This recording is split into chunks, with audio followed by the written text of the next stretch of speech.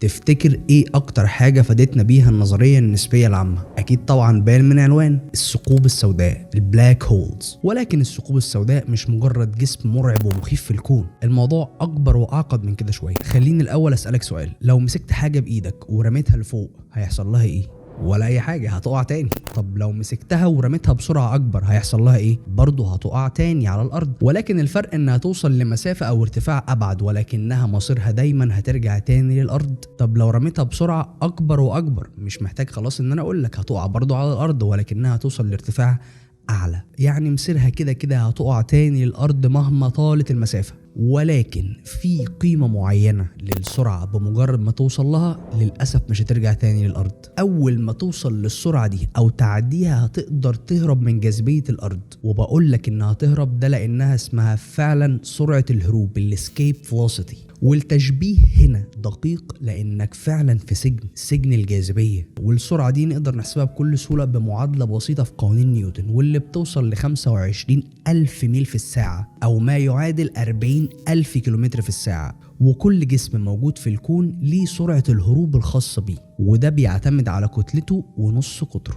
يعني سرعة الهروب بتاعت كوكب الأرض مختلفة عن سرعة الهروب بتاعت الشمس، مختلفة عن سرعة الهروب بتاع أي كوكب تاني. سنة 1783 أحد أساتذة كامبريدج وهو جون ميشيل بيشير في ورقة بحث في التقارير الفلسفية للجمعية الملكية في لندن، بيقول هيحصل إيه لو عندنا جسم عنده قدر من الضخامة وبيمتلك كثافة عالية وغير مألوفة في الكون، بحيث يكون ليه مجال جاذبية شديد جدا أشد من أي جسم نعرفه، بحيث تكون الاسكيب فيلوسيتي بتاعته أو سرعة الهروب بتاعته هي نفسها سرعة الضوء. بمعنى إنه هيكون نجم عملاق جدا وكثافته مهولة ومفيش أي حاجة هتقدر تهرب منه ولا حتى الضوء نفسه. يعني لو في حاجة أسرع من الضوء هتقدر تهرب منه، بص يستحسن ما تفتحش الموضوع ده، لأننا اتفقنا في السبيشال والجنرال ريلاتيفيتي، النظريات النسبية اللي اتكلمنا عنهم في مرات فاتت، إن أسرع حاجة في الكون هي الضوء، فمفيش حاجة أسرع من الضوء. إزاي هنقدر نتخيل جسم من شدة جاذبيته مفيش أي حاجة هتقدر تهرب منه ولا حتى أسرع حاجة في الكون وهي الضوء؟ هيكون أصلا شكله عامل إزاي؟ لا، هو للأسف مش هيكون ليه شكل، لأنك بكل بساطة أصلا مش هتشوفه.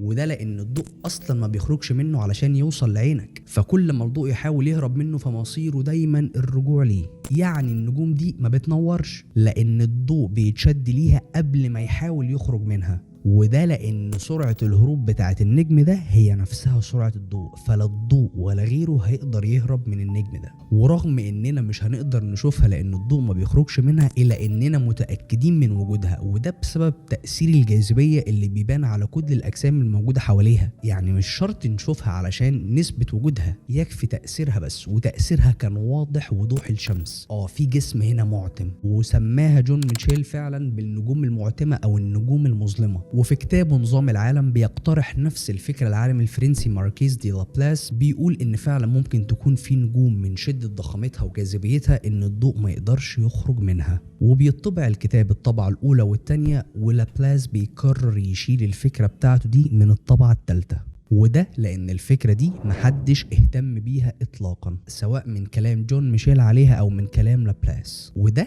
لكذا سبب. أول سبب، العلماء وقتها ما كانوش يعرفوا كتير عن فيزياء النجوم أو علم الفلك بشكل عام. وتاني سبب، إنهم ما كانوش يعرفوا القيمة الحقيقية لسرعة الضوء، وكان المعتقد وقتها إن الضوء بيمشي بسرعات لا متناهية. وتالت وأهم سبب فيهم هو فكرة إن الضوء اصلا ممكن يتاثر بالجاذبيه، لانك كده هتكون بتقر ان الضوء جسيمات، وده كان مرفوض وقتها. وده لان اي حاجه عشان تتاثر بالجاذبيه لازم تكون اجسام ماديه، فمعنى انك تقول ان الضوء بيتاثر بالجاذبيه اذا الضوء جسيمات يعني اجسام ماديه، وده كان مرفوض وقتها. وده لان كانت في خناقه شغاله بين العلماء ان الضوء موجات او جسيمات، وكان الراي السائد وقتها هو ان الضوء موجات، فاي حاجه تخص الضوء يمكن تفسيره بالنظريه الموجيه. يعني ما تجيش تقول لي جسيمات. خليني بس افكرك اننا بنتكلم في وقت قبل ميكانيكا الكم بحوالي 200 سنه. المهم الفكره دي بتتقفل تماما، ومفيش ولا نظريه متماسكه قدرت تشرح ازاي الضوء ممكن يتاثر بالجاذبيه لحد سنه 1916، وتحديدا بعد سنه كامله من النظريه النسبيه العامه. كان العالم الفيزيائي الالماني كارل شفارتشيلد عسكري في الجيش الالماني على الحدود الروسيه، وقرأ البحث بتاع اينشتاين في النسبية العامة، وقدر يحل المعادلات بتاع اينشتاين بطريقة دقيقة جدا، وكان نتائج حل المعادلات انه بيقول ممكن يكون في جسيمات في الكون صغيرة جدا، ولكن رغم انها صغيرة ممكن تمتلك نفس جاذبية نجم عملاق. وكان حل شفارتشيلد رياضيا بيقول انه لو في نجم عملاق قدرنا نضغط كتلته بقدر كافي بحيث يتجاوز قسمة كتلته على نص قطره رقم معين واللي سميناه بعدين بنصف قطر شفارتشيلد، فممكن عادي الضوء ما يقدرش يهرب منه. وده لانه هيسبب انحناء شديد جدا في الزمكان او في السبيس تايم. قلنا ان اي جسم في الكون بيعمل انحناء في السبيس تايم او في الزمكان بحيث يرسم حواليه شكل معين، والشكل ده بيعبر هندسيا عن شكل الجاذبيه بتاعه النجم او بتاع الجسم اللي في الكون ده. وكل ما الجسم اللي في الكون ده هيبقى اتقل كل ما الانحناء او التقوس اللي هيعمله في الزمكان بيكون اشد واكبر، وبالتالي جاذبيه اعلى، لحد ما نوصل لدرجه معينه الضوء نفسه مش هيقدر يهرب من الجاذبيه. فاللي اتكلم عنه شفارتشيلد في حله بيقول ان فعلا لو ضغطناه بحيث يتجاوز الحد بتاعه ده هو حد شفارتشيلد او نصف قطرة شفارتشيلد، فوقتها فعلا مفيش اي حاجة هتقدر تهرب من جاذبيته ولا حتى الضوء نفسه. ومن اللحظة دي بقى في اول اهتمام للكلام عن ان فعلا في نجوم مظلمة او اللي هنسميها بعدين بالثقوب السوداء، البلاك هولز. وخليني اقول لك ان كلمه ثقب اسود او بلاك هول ده مصطلح حديث واللي صاغه العالم الامريكي جون هويلر سنه 1969 كوصف ان الضوء فعلا ممكن يستجيب لجاذبيه بعض النجوم. انا حاسس انك تهت، يعني في ثقوب سوداء ولا لا؟ الحقيقه في ثقوب سوداء، ودي بتكون مصير النجوم بعد ما بتموت. وده لان النجم بيعيش مهما يعيش ولكن مصيره في النهايه بيموت. النجوم بتموت لما وقودها بيبدأ يخلص، وده لأن النجم طول حياته بيكون فيه قوتين عكس بعض، الجاذبية اللي بتحاول تسحقه على نفسه وتخليه ينهار وبالتالي يموت، والاندماج النووي اللي بيحاول يشده لبره وبيخليه يعيش. وطول ما الاتنين قد بعض فالنجم بيوصل لحالة الاتزان وبالتالي بيفضل عايش، ولكن عملية الاندماج النووي دي بيجي لها وقت وبتقف. وده بيحصل لما العناصر التقيلة بتتكون داخل النجم وقتها بيوصل انه مش قادر يكون عناصر اتقل، وبالتالي بيقف الاندماج النووي، فبينتصر العدو الجاذبية وبينسحق النجم على نفسه. اول ما الوقود يقف النجم بينفجر تماما في انفجار ضخم وجبار اسمه السوبر نوفا. وده طبعا بيفرق من نوع نجم من نوع نجم تاني خالص. مش كل النجوم لما بتموت بتعمل سوبر نوفا، ومش كل النجوم بتقدر تكون عناصر اتقل. ده بيعتمد على حاجات كتير جدا عرفناها بعدين. النجوم اللي من النوع ده واللي بتموت بالطريقه دي بتتحول لثقب اسود بحيث تتقلص على نفسها وتتحول كل كتلتها في حيز صغير جدا، بتنكمش، وكل لما بتصغر وتنكمش على نفسها بتتني الزمكان بشكل اشد لحد ما بيوصل لأصغر حيز يقدر يوصل له، واللي بنسميه بلغة النهاردة السنجلاريتي أو المفردة. يعني هي كتلة النجم ولكن تقلصت في حجم صغير. كتب عالم الفلك آرثر أدنجن يجب أن يكون هناك قانون للطبيعة يمنع النجم من التصرف بهذه الطريقة السخيفة. وحتى ألبرت أينشتاين كتب ورقة بحثية بيجادل فيها وبيقول حتى في ظل الظروف العادية لا يمكن أن تتشكل الثقوب السوداء أبداً. وفي نفس السنة اللي أينشتاين قال فيها الكلام ده العالم روبرت أوبنهايمر أول ما نستخدم النظرية النسبية لدراسة انهيار النجوم، يعني خد السلاح بتاع أينشتاين وبيحاربوا بيه، وقال إن الثقوب السوداء يمكن أن تتشكل من عمليات طبيعية لم يتوقعها أينشتاين.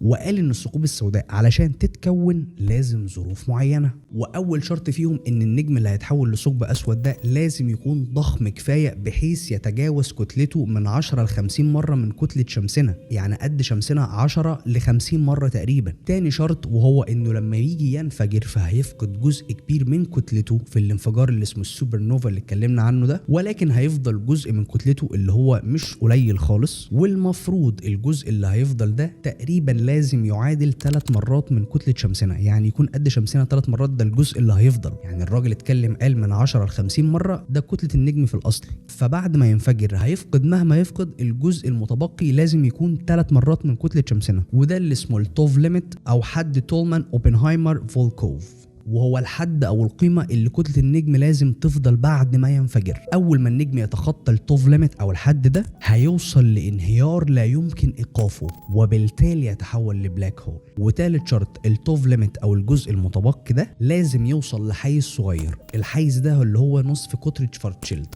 وعشان الفكرة دي توضح اكتر خلينا اديك مثال. لو شمسنا هتتحول لثقب اسود فلازم نصف قطرها يوصل لنصف قطر شفرتشيلد اللي هو تقريبا هيكون ميلين، 2 ميل. يعني قطر الشمس لازم يتحول ل 2 ميل. يا صديقي خليني اقول لك ان الشمس قطرها 450 الف ميل تقريبا، فمن 450 الف ل 2 انت متخيل لازم الشمس تتضغط قد ايه؟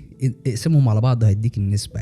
يعني لازم الشمس تصغر 250 الف مرة عن حجمها الاساسي. ده مستحيل يحصل، وبالتالي الشمس لا يمكن ان تتحول الى ثقب اسود. الشمس من النجوم اللي بتموت بشكل مختلف تماما، ده اتكلمنا عنه قبل كده وهنتكلم عنه بعدين، مش موضوعنا. المهم وازيدك من الشعر بيت ان اي حاجه في الكون بما فيهم انا وانت ممكن نتحول لبلاك هولز. حقق بس انت الشروط. اول ما توصل لنصف قطر شفرتشيلد هتتحول لبلاك هول. يعني كوكب الارض علشان نعمل منه بلاك هول لازم نضغطه لتقريبا يوصل قطره ل 2 انش، 2 بوصه، يعني راس دبوس، حاجه مستحيله. وبالتالي لا الشمس ولا الارض هيتحولوا لبلاك هول. لازم يكون النجم عملاق بحيث انضغاطه يبقى مقبول او ممكن حسب معادلات شفرتشيلد اللي حلها من النسبيه العامه. وبالتالي نستنتج ان تحول بعض الاجسام الموجوده في الكون الى بلاك هولز دي عمليه مستحيله، مستحيل فيزيائيا، ولكن رياضيا ده مقبول، المعادله موجوده. وللاسف بعد حل شفرتشيلد ده بكام شهر بيموت وبيودعوا اينشتاين في تأبين كده محزن، وده غالبا عشان الاتنين كانوا المانيين. بيموت وهو على الجبهه الروسيه، بيموت وهو بيحارب،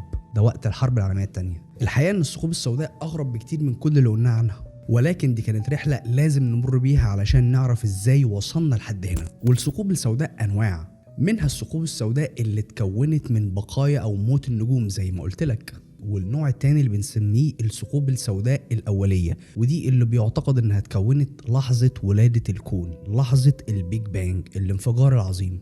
وفي ثقوب سوداء عملاقة اللي بنسميها السوبر ماسيف بلاك هولز، ودي اللي بتكون موجودة في مركز كل مجرة، ودي بتوصل كتلتها لمليارات المرات من كتلة شمسنا. يعني مثلا في مركز مجرتنا في ثقب أسود من النوع ده اللي هو السوبر ماسيف بلاك هولز بتوصل كتلته ل4 مليون مرة من كتلة الشمس، قد شمسنا 4 مليون مرة. والفيزيائيين بيقولوا ان في مركز كل مجرة في واحد او اكتر من النوع ده من البلاك هولز. وفي السنوات الاخيرة قدرنا نحدد مئات البلاك هولز المحتملة في الكون، ده غير اللي بالفعل قدرنا نثبت وجودهم. اللي بيحصل بقى اول ما البلاك هول بيتولد او بيتكون انه بيكون كتلة ضخمة في حيز صغير جدا، فده زي ما قلت لك بيتني السبيس تايم بشكل مجنون، ومفيش اي حاجة بتقدر تهرب منه حتى الضوء نفسه. حتى لو الضوء عدى من جنبه هيتبلع جواه، ولكن طول ما الضوء بعيد عنه مسافة معينة او بعيد عن الحيز اللي حوالين البلاك هول واللي بنسميه افق الحدث او الايفنت هورايزن بلغة النهاردة،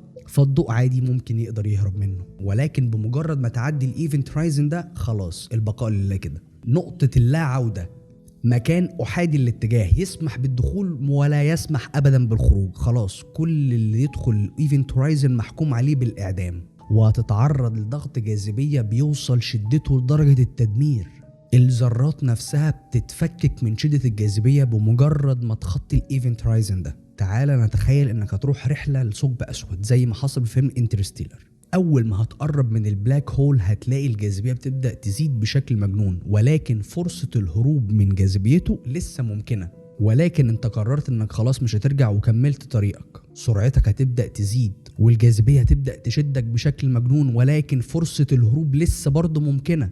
ولكن لو فضلت مصر انك تعدي، اول ما تعدي الايفنت هورايزن فرصة الهروب ما بقتش ممكنة، بقت مستحيلة. واول ما تعدي او تدخل الايفنت هورايزن ده هتلاقي المكان نفسه اتشوه، بقت كل حاجة شكلها غريب بحيث ينهار المنطق اللي انت تعرفه.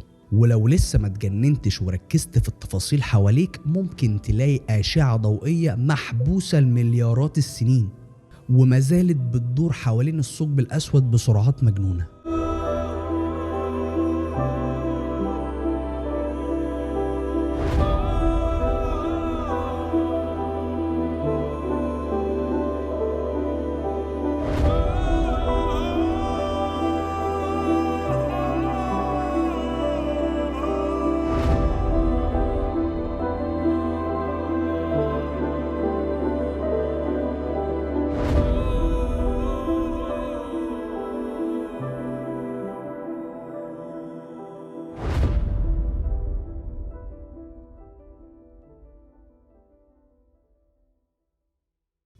حتى الزمن هيعدي عليك بشكل ابطأ بكتير جدا من بره البلاك هول. يعني لو قارنا الزمن بتاعك بزمن حد موجود على كوكب الارض، هتلاقي انك لو عشت جوه البلاك هول سنة كاملة ورجعت على كوكب الارض تاني، وده بفرض ان امكانية الرجوع ممكنة، هتلاقي ان عدى 10,000 سنة على كوكب الارض. والغريب ان ده اصلا انت مش هتلاحظه، لان ساعتك هتدق بشكل طبيعي، هتلاقي ان كل حاجه حواليك طبيعيه، الزمن طبيعي، ولكن الزمن اللي بره مش طبيعي. اللي هيقف يبص عليك من بره هيشوفك اتحبست جوه البلاك هول لمليارات السنين، وده لان الزمن بتاعك ابطأ من الزمن بتاعه. كل واحد حاسس بالزمن بتاعه عادي، محدش مأذي، محدش متضرر، ولكن انتوا بالنسبه لبعض مأذيين، لان هو هيشوفك ابطأ وانت هتشوفه اسرع، بحيث تبقى سنه واحده كامله عندك تعادل 1000 سنه على كوكب الارض او في الجاذبيه العاديه جدا. انا قلت لك انت حاول تفهم بقى. الاشعه اللي بتلف حوالين البلاك هول دي اللي محبوسه مليارات السنين، هي مش محبوسه مليارات السنين، هي بالنسبه لك انت مليارات السنين، لكن هي بتتحرك بشكل طبيعي جدا. ده لان الزمن مختلف هنا عن هنا، من مكان لمكان، وده كله حصل لان البلاك هول شوه السبيس تايم، شوه الفضاء نفسه. فبنعيد تعريف المكان والزمان، او بنعيد صياغه المكان والزمان، او بنبدا نشوف الزمن اللي بيمر جوه وبره عامل ازاي ونقارن بينهم. وده كله اينشتاين كان شرحه في الجنرال ريلاتيفيتي في النسبيه العامه. قال ان كود الاجسام ما تبقى اتقل كل ما التشوه في السبيس تايم ده هيزيد، ومفيش اتقل من البلاك هول علشان يشوه الفضاء. طب انت هتفضل تسقط لحد فين؟ نهايه الرحله دي ايه؟ هتفضل تسقط يا صديقي لحد ما توصل لمركز البلاك هول، اللي هي النقطة اللي كلمتك عليها اللي اسمها السنجلاريتي أو المفردة. شكلها بقى عامل ازاي أو طبيعتها عبارة عن ايه؟ فخليني أقولك إن كل اللي قلناه ده ولا حاجة بالنسبة للبلاك هولز بتعمله. ده أنا يا دوب بس قلتلك ايه هي البلاك هولز وازاي اتكونت، لكن الغريب والإثارة كلها بتحصل عند السنجلاريتي دي أو جوه البلاك هول بمجرد ما دخلنا. وده اللي مفيش عقل بيقدر يستوعبه، خصوصا لما بيظهر بطل قصتنا الأساسي واللي ليه الفضل الأول في فهمنا للبلاك هولز، ستيفن هوكينج. وخدنا الحتة مجهولة تماما وغامضة جدا، وده كان بعد إصابته بالALS أو التصلب الجانبي الضموري، والدكاترة قالت له إنه هيموت في خلال 2 بالكتير. وقتها ستيفن هوكينج قرر انه يقضي الباقي من حياته واللي هو مش كتير في عمل حاجة مفيدة. والمفيد بالنسبة لستيفن هوكينج انه يحل واحدة من مشكلات الفيزياء او الالغاز الفيزيائية القائمة وقتها. فقرر ستيفن هوكينج انه يحل لنا الغاز البلاك هولز، ولكن هوكينج جه كحلها فشخها، وده لانه طبق الكوانتم فيزيكس على البلاك هولز. يا صديقي اول ما تسمع كلمه كوانتم فيزيكس او ميكانيكا الكم اعرف ان الكود اللي جاي بعد كده انت مش هتفهم منه اي حاجه. فهو قرر يطبق حاجه مش مفهومه على حاجه احنا اصلا مش فاهمينها. ايه بقى اللي حصل بعد كده، او هوكينج قال ايه، او ايه التفسيرات اللي جت بعد كده فيما يخص البلاك هولز، فده هقوله لك المره الجايه. ده لان كده احنا اتاخرنا جدا. فاشوفك المره الجايه، سلام.